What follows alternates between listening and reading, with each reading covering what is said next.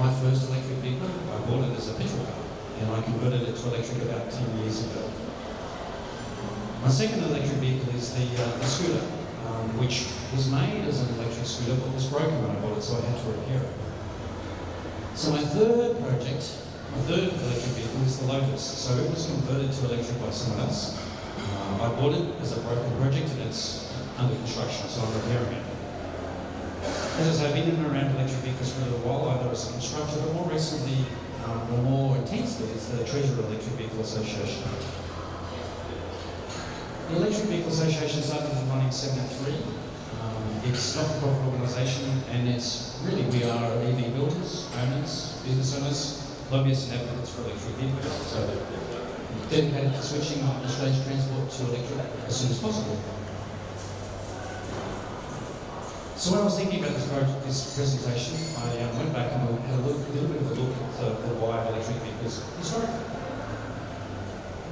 So for AEVA, it started in 1973, almost as a result, or directly as a result of the OPEC oil crisis. So at the time, due to countries arguing with each other, mostly the US and the Arab states, it turns out, there was restrictions on oil, restrictions on fuel, shortages of petrol, and the prices went up dramatically. So people started looking for alternatives. And electric vehicles weren't necessarily new, they've been around for a long time.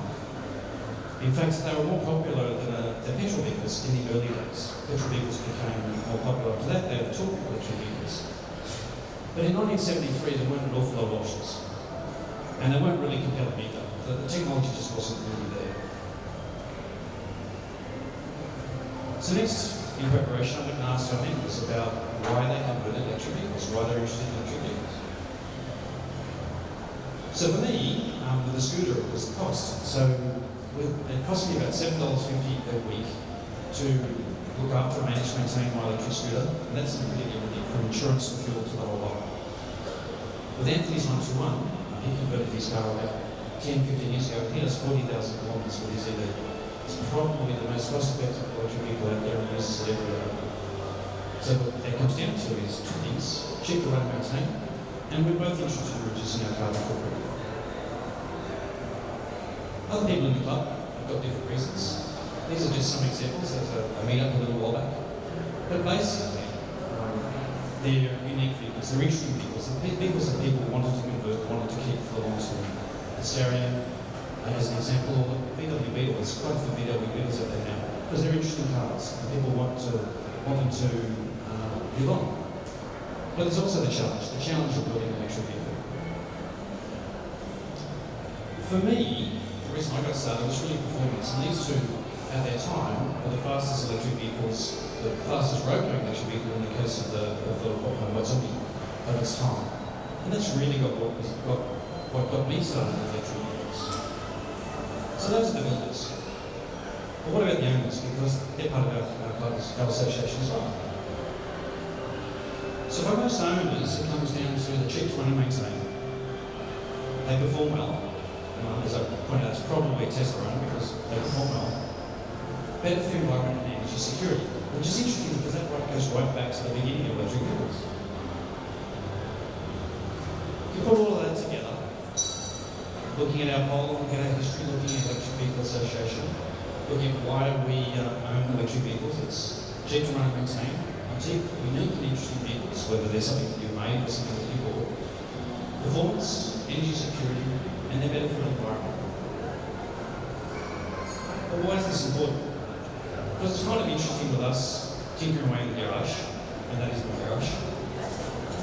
Well, it's interesting in that Tesla's talking about how they go around Australia, and those cars did drive around Australia. That's my Lotus. That's my Lotus. And that's my garage. That's my mates in the garage tinkering with electric vehicles. Well, why is this important? Because on our own, like I say, tinkering around in the garage, we can only do so much. But it's bigger than that. Climate change. We need to change the way we look at transport. We need to change the way that we engage with transport. Climate change. So when you look at the science of climate change, it's pretty simple. We burn carbon-based fuels that ends up as pollution in our environment. And you can see in my lifetime, 1970 up to now, the carbon pollution has increased about 90% and it's accelerating away. There's many ways that we create pollution. It's not just us as humans, there's also natural ways of producing carbon pollution, but the ones that we engage with the most, the ones that we have the most control over, so energy, heat production, electricity heat production, buildings, and transport. Some ways of already looking at energy production, solar and the like, we're all down that path. Buildings, there's a real push to do something in buildings, make them more energy efficient. Transportation, that's the new biggest, it's the second biggest form of carbon-based pollution right now. It says there 14%, there's actually 18% of our carbon-based global warming gases, and it's growing quickly. So what does this mean for you and me and us? Climate change is happening. Personal transportation is a significant part of greenhouse gases. Internal combustion engines are the major source of this problem. Things like EV adoption are very slow in this country. Other countries are much more advanced.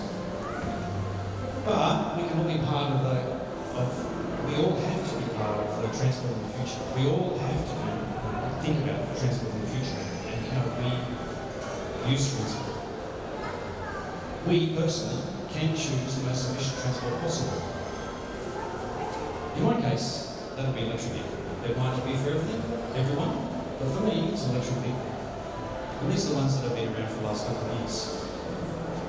These are EVs that are actually being produced and sold. If not right now, then not that far away. So the Kona is an example, and the Ioniq were recently released, and the Nissan Leaf comes out a little later in the year. So, if you're interested, I think we all have to be interested in transport because of the future. Electric vehicles are becoming available, and in any case, we have to think about our personal transportation. Electric vehicles are an option. So if you're interested in electric vehicles, if you're interested in building an electric vehicle, then come and talk to us. Or if you'd like to try an electric vehicle, come and see us in October. Come and see Touch Base, talk to people that have electric vehicles, own electric vehicles, and sell electric vehicles. See one for yourself. Thank you.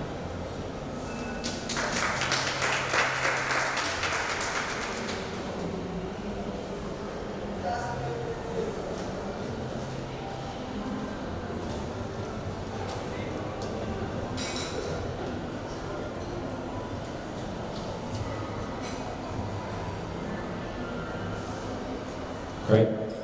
Okay. Hi everyone, I'm Evan. If you've come since the last introduction. So I'm going to be speaking about the present and future for electric vehicles in Australia and globally. And I thought I'd start off with a quote from Bloomberg New Energy Finance. And they have forecasted that by 2040, we expect more than half of all passenger vehicles to be electric, new sales, and 30% of the fleet. Now, that may seem like a bit pie in the sky that in 20 years, more than half of the new sales are electric. But it's not just Bloomberg who are forecasting this sort of trend.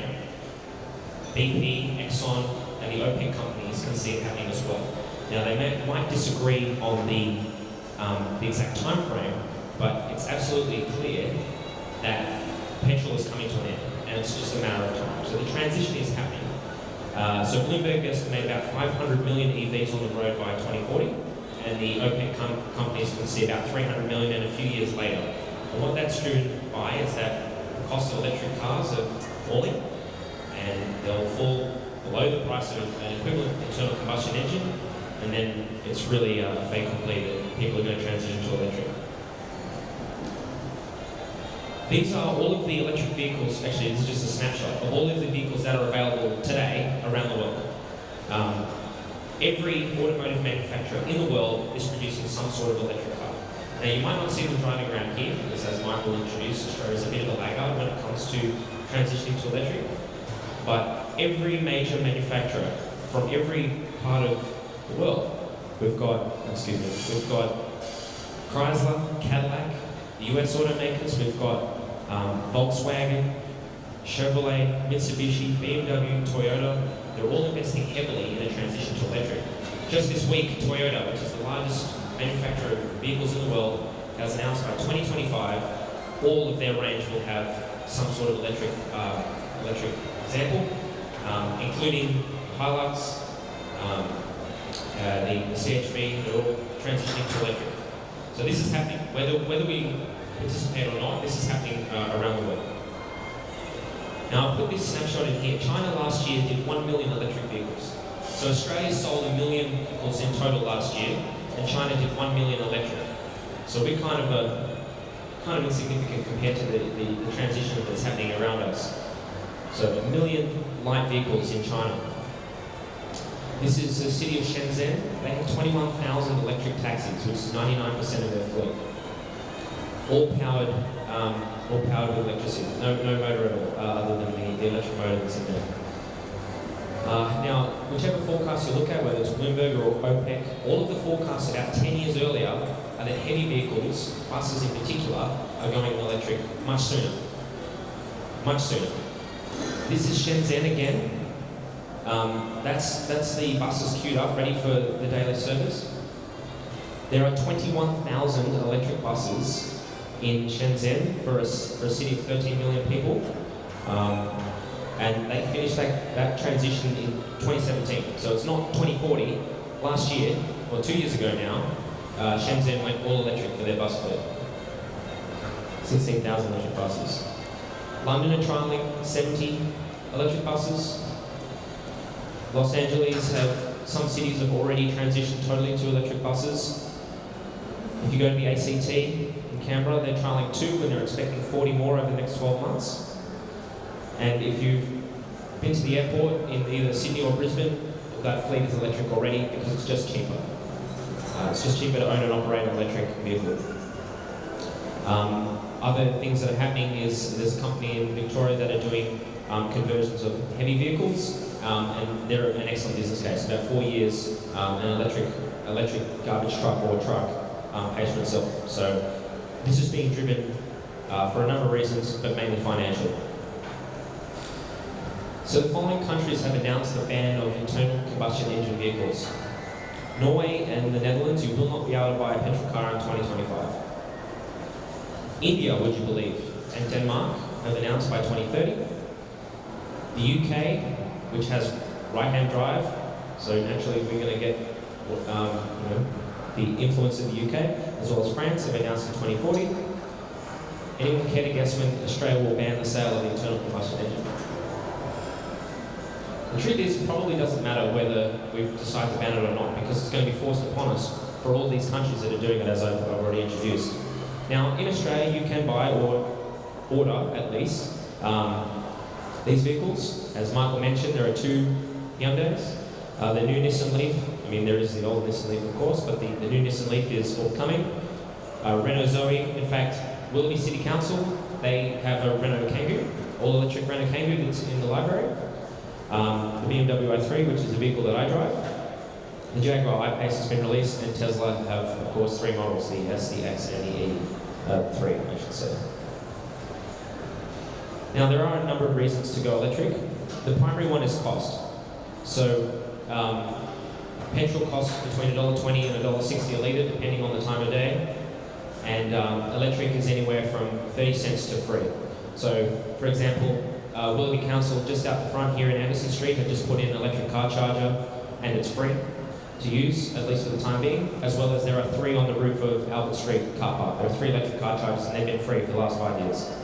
So it's anywhere from about 30 cents a litre to free, depending on where you charge. If you charge it with solar power, it's even cheaper, or about 6 to 12 cents per litre. So cost is absolutely compelling. When you consider you also don't need to change air filters, oil filters, even brake pads, you save about $3,000 a year in fuel and maintenance on an electric car. So the cost savings are really compelling. Now, of course, the environmental aspects are important, and reducing the emissions, not only carbon dioxide, but also other air quality influences, nitrous oxide, that sort of thing, carbon monoxide, is reduced by by going electric. They're just more fun. Electric car is very well balanced, has a lot of torque, and sure, the Teslas are unbelievable, but even the new Hyundais, I can tell you firsthand, you get a lot of car for your money. They're about $50,000 and they have the performance of a car that's worth twice that. So I can guarantee that they handle and they perform much better than their electric counterparts. They're great, and I mean, sure, the finances is one thing and the environmental impact is the other, but folks buy cars because they enjoy driving and they pick the car that's not necessarily the cheapest or the best that's for the environment. They buy the one they want. And all you have to do is test drive an electric car to realize that we're onto something here. They're awesome. Of course, they're quiet, and the air quality is much better, which is why China is investing so heavily. Everyone knows that the smog in China is awful. Well, it's getting better every time there's an electric car because it's not emitting fumes in the cities. But there are some barriers to EV adoption. Notably, the affordability of the cars is higher than, well, the cost is higher than the equivalent petrol car. The two biggest questions I get is, where can I charge and how long does it take to charge? I'm going to talk about that now. And just lastly, folks aren't aware that there are so many benefits with electric cars. $3,000 saving a year to go electric. Maybe it's worth spending a little bit more to buy a car that's going to last a long time and save a lot of money. But let's talk about range. Where can I charge? Well, here are all the free, public, available chargers in the local area. So as I mentioned, there are 4 within about 200 metres of where I'm standing right now. North Sydney, Camaray, they both have chargers in their shopping centres, Lane Cove, Macquarie Park, Stocklands in Bargalla, Rink Mall, public charging everywhere. And where can I charge? All of these locations. But the fact of the matter is, about 70% of EV drivers exclusively charge at home. You pretty much never need to charge anywhere else but at home, provided that your car is parked in a dedicated space. If you have a garage, or at least somewhere out the front of your house where you can charge off your home charger, you pretty much never need to charge anywhere else at home again. Personally, I find it inconvenient when I have to go to a petrol station to fill up a car with petrol, because I have to drive there, I have to stand there for a few minutes, I have to then go and pay, and then I have to go back on my journey. Whereas when I charge my electric car at home, I'm plugged in, I walk inside, and that's it. So how long does it take to charge? About 5 seconds. And then I come back the next day and it's full. And that's really the nature of owning an electric vehicle. The only people who really worry about range are people who don't own electric vehicles. Here's a chart that shows the typical distance that drivers drive on a particular journey. So most journeys are less than 10 kilometres. Now when you consider that any new electric vehicle has a range of at least 250 to 300 or more, potentially 500 kilometres of range, you can see that most trips are far, far shorter than that. So you can drive all week without needing to recharge. But the fact of the matter is the car is always full if you plug it in on a regular basis. Honestly, I have to say, driving an electric vehicle for the last 4 or 5 years, range is never an issue. The car is always full. It's like a magic fairy comes and puts petrol in your car every night, and you never even get close to flat. As I mentioned, so this is the brand new charger that's been installed by the council in Anderson Street, just half a block up. And there's an enormous solar array on the roof of the Albert Street car park, and there are 3 chargers in there, and will be expanded over the next few years as the demand and more electric vehicles appear. Oh, excuse me. What I want to say about this is, it is very convenient when you go to the shops, for example. You might as well plug in and get a free charge. And that's what we call opportunity charging, or potentially you might go away for a weekend and stay at, say, a hotel or something like that, and you're most likely to charge at that destination. It's called opportunity or destination charging. And the fact of the matter is there are thousands of opportunity charging points around Australia. And 4 in the 200 metre from where I'm standing. Now, some say, well, what if I want to drive to Melbourne? What if I want to drive to Brisbane? I don't have that range. Where am I going to charge? Well, I've shown here, this is all of the Tesla chargers that are available for Tesla vehicles, all the way from Victoria up to Brisbane.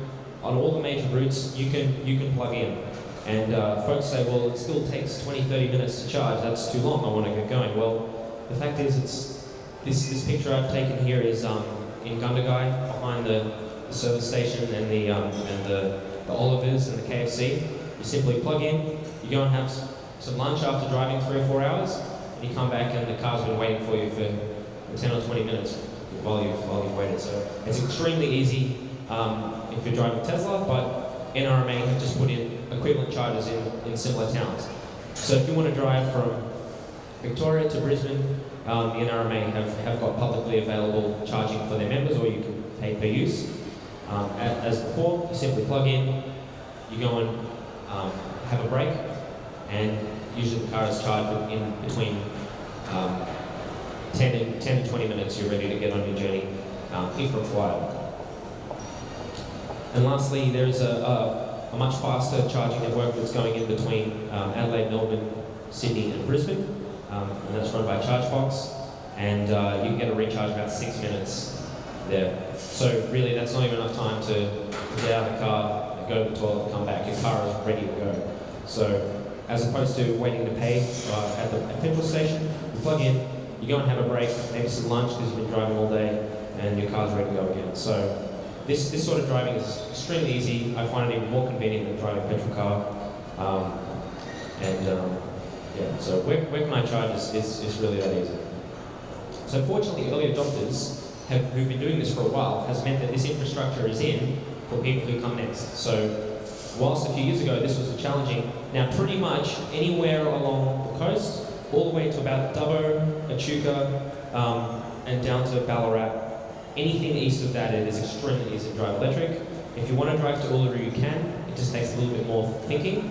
If you want to drive all the way around Australia, you can do it. It takes a bit more thinking. But honestly, anything east of Dubbo, Tamworth, is extremely easy, and then anywhere 300 or 400 kilometres from there is doable as well. So where can I charge should not be a concern for an electric car driver anymore. Affordability. So I listed the cars that are coming soon. We've got the Leaf, the Ioniq, the Kona, the Zoe. These are all priced around about $50,000. So $50,000 for that sort of car is probably a $15,000 premium of the petrol equivalent, but when you consider a $3,000 saving, it's a line ball decision. And affordability is a problem, and we're trying to do something about that. So these are the vehicles I mentioned. The Hyundai Ioniq is the top left. The Kona is an SUV built on the same platform. So the Ioniq does 300 kilometers on one charge. The Kona about 450. So that's plenty of range. The Leaf is about 300, and the Zoe is about 450. Excuse me. And they're, as I said, they're about $50,000. And I can tell you, I've driven all of these vehicles except the Leaf, because it's not been released yet. And that Kona has got the equivalent performance of the Jaguar I-Pace. Maybe it doesn't have the brand, but it is a lot of car. If you want performance and you get that car, you won't be disappointed, especially for that price point. So another initiative that I've taken, because affordability is an issue, and I'm quite passionate about this. My friend David and I, we started this club called, well, it's not really a club, it's a buying service called Good Motive. And what we've negotiated is about $2,000 off the price of those vehicles that you've seen there through a dealer arrangement and a bulk buy purchase. So the premise is, if you put $200 down to show that you're serious, we're able to negotiate volume discounts and get approximately $2,000 off the price of the cars. We're doing this just because electric vehicles are awesome. We're not out to make any money, we just have the knowledge, and we're really trying to help accelerate this transition. So Good Motive is based on the North Shore and the Northern Beaches, and we're really trying to help with that other barrier. Well, firstly, awareness, secondly, explaining where to charge, and thirdly, trying to reduce the cost of vehicles by $2,000 to help this transition in this area. So that's something that we've launched. So if you're interested in that, please come and ask me about it if you're interested in those new electric vehicles that are coming. So I think we're going to have a bit of a Q&A, but I thought I'd just start off with some frequently asked questions that I get a lot. Doesn't the energy still come from coal to drive an electric car in Australia? You know, we've got so many coal-fired power stations. Aren't we just moving the emissions from one place to another? Well, if you drive on coal, you save about 30% CO2 today. And as the grid gets greener, as renewables, solar power and wind, find their way onto the grid, it just keeps getting cleaner and cleaner. Whereas a petrol car will always emit CO2. We can't get around it. So if you're thinking about doing it for environmental reasons, then 30% already on coal. If you install solar power at home and to drive your electric car, your impact is much lower. And that even takes into account the cost of manufacturing the batteries. Those myths are false. If you go electric, it's better for the environment from day dot. How long does the battery last? Well, depending on the car and depending on how you treat the car, worst case you should get about 750,000 kilometres on an electric car. Now I don't know about you, but once my car gets about a petrol car gets about 200,000 kilometres on it, you start worrying about the engine a little bit, maybe the gearbox, thinking how much more is this going to go? You might be hesitant about buying a car that has 250,000 kilometres on it because you think it might be about to blow up. Not an electric car. Electric car is good for at least 3 times that, maybe even 2 million kilometres, depending on the size of the battery and how it's been used. So even if you thrash an electric car, you should still get 750,000 kilometres out of it, which is more than most people drive in a lifetime. So these cars last a long time, which is why we see Uber, Lyft, GoGet are starting to look at electric cars because the vehicles just last forever. Talk about range anxiety. This car will go 2 million k's, whereas a petrol car, they tend not to. The last question I get is, what happens if you run out of charge? The truth is, you won't. You know how far it'll go. But absolutely worst case, you can plug into a power point and the car will recharge. Might take a little while. That's worst case scenario. You just got to plug in. But you'll know probably 30 or 50 kilometers out that, I probably should have plugged in yesterday. I was lazy and didn't plug in, and now I'm a little bit tight. And you'll know, okay, I have to stop. One of the many thousands of opportunities to charge. But absolute worst case, you can go and see your friend, plug in for half an hour, and that should be enough for you. So the fact of the matter is, you won't. So that concludes my presentation. I believe we can have a bit of a panel discussion. Any questions you'd like to ask either of us? Thank you, Michael. We'd like to open the floor to... Thank you. We'd like to open the floor to questions. If you're living in a unit complex or downsized to a time for each people, and you get an electric car, how do you charge it? Do you have a special kit that you put in the back of the car, you can plug it into a power? So I live in a unit. I own my unit. So I just had to ask my Strata company, this Strata organisation, I put in a request for an electric car charger, and they were more than happy to allow me to do that, so long as that licensed electrician did the installation. And better yet, because they get a better rate on electricity than each individual unit, they get a bulk buy for the. So it costs me $80 a year to charge my electric car as much as I like. $80 a year. That's like one tank of fuel, and I can charge all year. That's right. Well, because they pay so little for electricity, it costs them very little to provide the charging. So as long as I pay for the installation, I get charging for life. So that's because I own the property. Now, if you're renting, it's a little bit more of a drawn-out process. So if you're renting and your landlord allows it, it'll probably cost you, $1,000 for the installation. I would expect you can take your charger with you when you're finished, but that's a sunk cost. Once you pay $1,000 or $2,000 or whatever it costs to run the power line in, if you then end up moving, well then that's the case. If you are renting and you're not allowed to do that, like 30% of electric drivers are, it means you need to use public charging probably once a week. When you do your shopping, you'll look to charge, or you'll rely on public charging, which in Sydney there's a number of public charging available. Michael, do you have any info on that?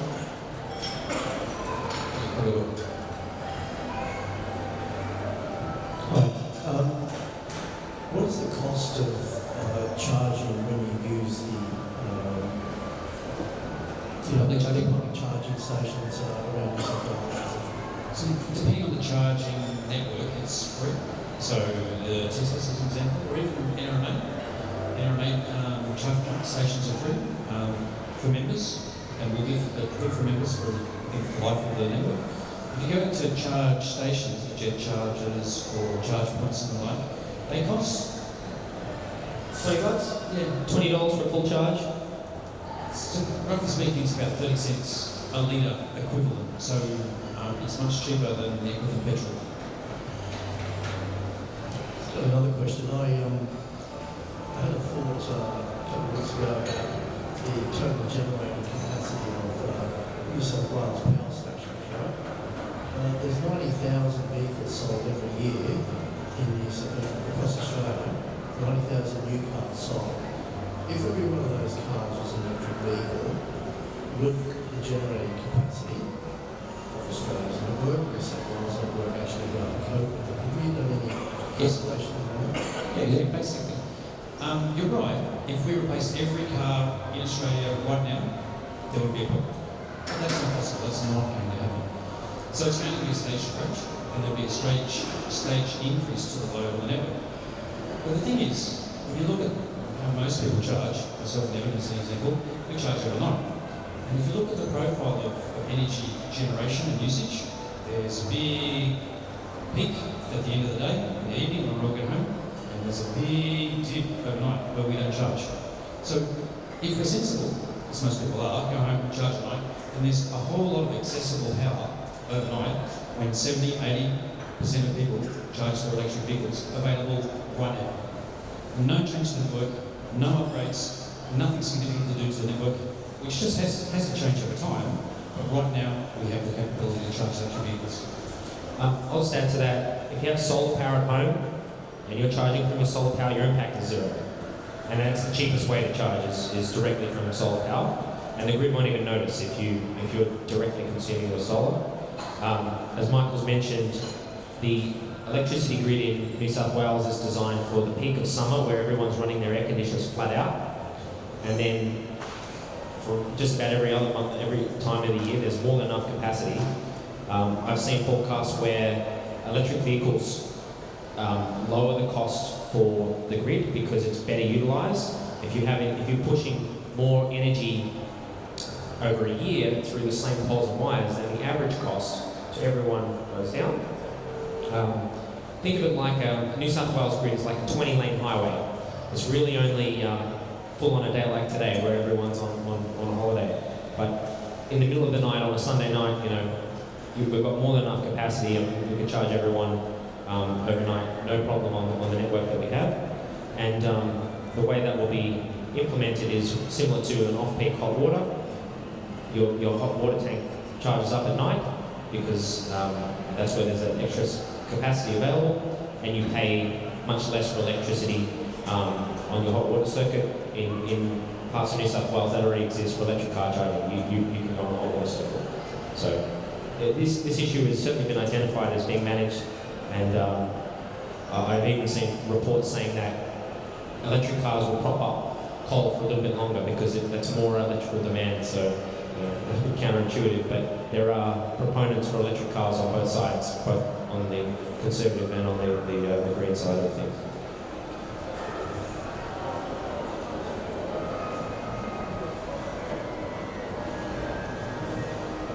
Question, what sort of car do you have? BMW i3? Yeah. Yeah, I've got a good car at the moment, Honda Hybrid. Could I get that converted to electric, fully electric? You can. Generally, it's easier to get kits, and depending on the vehicle, you can buy kits. To produce as an example, I'm not sure about the Honda. It's a little bit complicated, and you need to go to someone that knows what they're doing, that knows how to integrate the new battery and the charging into the existing car. So it's not the easiest thing to do, but it is possible.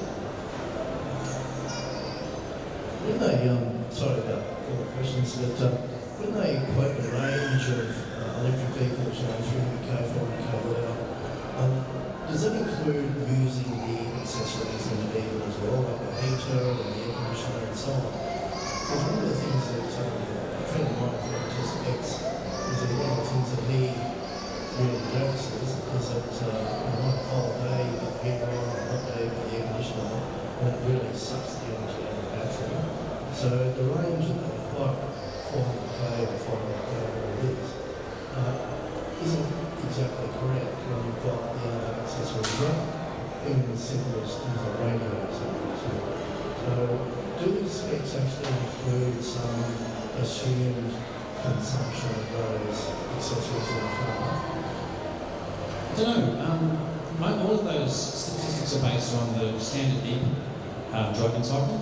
So it's a standardised system that they use to measure range and efficiency of normal cars, as it turns out. But I'm not quite sure what they include as what's on and what's not, whether it's the base car or whether it's every accessory. So I don't know that. I've driven places where electric cars aren't really designed to go, long distances, and I know firsthand things like the radio makes no difference. Cooling's not so bad. Heating can be quite severe depending on the temperature outside. And by severe, it's probably about 10% of the range. So you'll lose about 10% if it's cold and you've got the heating pumping. But the physics of pushing air out of the way of a car is a cube law. So if you go twice as fast, it takes 8 times more power. So if you slow down by about 3 to 5 kilometers per hour, that makes up more than what your air conditioner is using. So if you're really worried about going a long way, if you drive at 110, you might get 300 k's. If you drive at 90, you'll probably get 400. So that speed makes a much bigger difference. That's if you're trying to go a really long way. My personal opinion is drive as fast as you're allowed, and charge when you can. So if I was going to drive to Melbourne, I would drive fast to a public charger, charge for an extra 20 seconds will probably cover having the heater on the whole time. So it's when you live it every day, it's not so much an issue. If you are trying to get to Uluru, you might need to think about it.